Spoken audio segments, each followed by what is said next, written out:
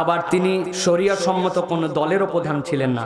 তাহলে তার মৃত্যুর পরে আলেম ওলামারা কেন তার জানাজা বহন করলেন, বা বিভিন্ন আলেম ওলামা তার ব্যাপারে এত গুণগান কেন গাচ্ছেন, এ বিষয়ে ইসলামী শরীয়ত কি বলে?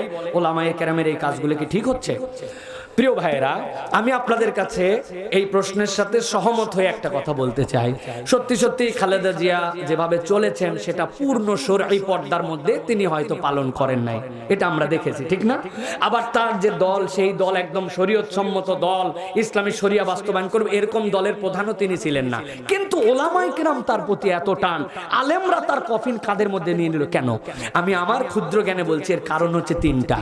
এর এক নম্বর কারণ, খালেদা জিয়া হয়তো পূর্ণ শরীয়তের পাবন্দ সব ক্ষেত্রে ছিলেন না, কিন্তু এই নারীর একটা গুণাগুণ ছিল, তিনি ইসলাম বিদ্বেষী, ইসলাম যেখানে পছন্দ করে না, ইসলামের বিপক্ষে কিছু হবে এরকম কোনো কিছুকে তিনি সাপোর্ট করতেন না, বরং ইসলামের পক্ষে থাকার চেষ্টা করছেন।